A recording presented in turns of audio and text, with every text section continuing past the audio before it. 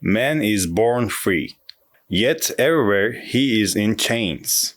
Is the state necessary to ensure individual security, or does it serve as a tool for one group to dominate others? Can a truly free society exist where the individual's will is protected but not restricted by the state? The social contract aims to reflect the collective will of the people in governance. However, if this will becomes corrupt, the state can become the greatest enemy of the individual.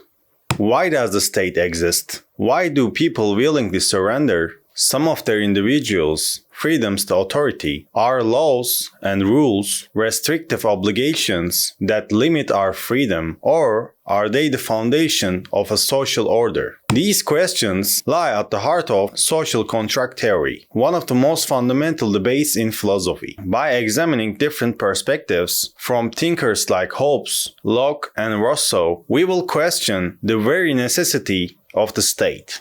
Let's begin by understanding the concept of the state of nature.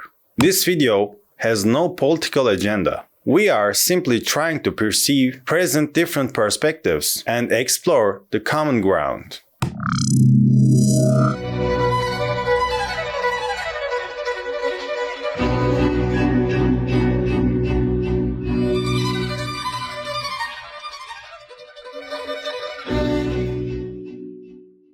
State of nature. What would a world without government look like? The state of nature is a philosophical concept that describes world without government, on the other hand, without laws or any form of political authority, where individuals exist in complete freedom. It serves as a foundational idea in political philosophy, used by thinkers to explore how humans interact before the foundation of societies. In the state of nature, society has not yet been structured under the state. Individuals exist solely with their natural rights and freedoms. This concept helps us analyze human behavior in the absence of external governance, questioning the limits of the freedom and the necessity of social order. In this world, there are no laws, no government, and no central authority back then. People live solely by protecting their natural rights. Some philosophers argued that the state of nature would be dominated by chaos and violence. Thomas Hobbes famously described it as a place where man is wolf to man. According to Hobbes, humans are inherently and driven by self-interest. Without a strong state or legal system, people would inevitably harm each other to secure their own advantage, leading to perpetual conflict and insecurity. He believed that life in such a world would be solitary, poor, nasty, brutish, and short. So, would people be completely free in this scenario, or would they descend into chaos? Hobbes, Locke, and Rousseau each provide a different answer to this question. Thomas Hobbes: the state of nature is chaos and war. For Hobbes, the state of nature is state of war of all against all. He believed that humans are selfish, competitive, and power-seeking. Without a strong authority to control them, society would be collapsed into chaos. In the state of nature, the strong dominate and the weak suffer. There are no rights and guarantees. People live in constant fear and insecurity. Therefore, Hobbes argued in his work, Leviathan, that an absolute authority is necessary. The stronger the state, more orderly society becomes. John Locke: the state of nature is based on balance and rights. Locke was less pessimistic than Hobbes. He believed that in state of nature, humans inherently possess certain natural rights such as life, liberty, and property, and generally respect these rights. According to Locke, humans are rational and capable of following moral principles. Freedom and order can coexist. The role of the state is to protect rights that already exist. However, Locke acknowledged that without a governing body, these rights is not always secure. The state should exist as a protector of rights, but it should not become oppressive.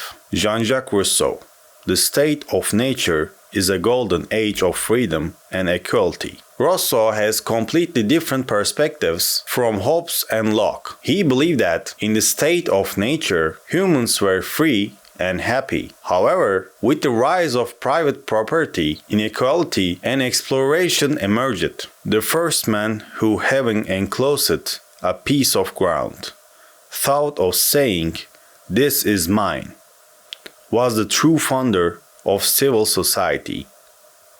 For Rousseau, the state of nature was a world of freedom and harmony. Inequality and oppression begin with creation of property and society. The state can become a tool for oppression rather than liberation. He argued that the state is only legitimate if it reflects the general will of the people. It should not exist to rule over individuals, but to ensure their freedom and equality. What if there were no states today? Let's set aside philosophy for a moment and imagine the modern world without states. Would chaos ensue, or would people establish their own order? If Hobbes was right, the strong was dominate the weak. If Locke was right, people might establish the order through voluntary agreements. If Rousseau was right, the absence of the state might lead to greater freedom. And how would economy function? How would property rights be protected? How would trade and contracts be regulated? How would justice be enforced? How would security be maintained? Would private security companies emerge? Would communities form their own leader? Would power simply belong to the strongest? History shows that societies without strong states often struggle to survive for long periods. The feudal systems of the Middle Age is a clear example. When states weakened, people sought protection under powerful lords. Social contract. How did humans agree to form a state? The social contract is the idea that individuals give up some freedom in exchange for protection and order under state. However, different philosophers interpret this contract in different ways. The hope says, without a strong state, chaos is inevitable. People must submit to absolute authority. The Jean-Jacques perspective, the state exists to protect individuals' rights, and if it fails, people have the right to revolt. The Rousseau perspective, the state must represent the general will of the people, or it loses legitimacy. So, does the state truly protect freedom, or is it a mechanism to control? A protector of freedom, or a tool of oppression? Throughout history, the role of the state has been debated. For Locke's perspective, the state is a tool to protect individuals' rights. For Rousseau, state must serve the general will. For Foucault, the state controls individuals not only through laws, but also through media and education. In today's world, how legitimate is the state's role? Does it truly serve the people, or does it protect the interests of a specific group? Conclusion.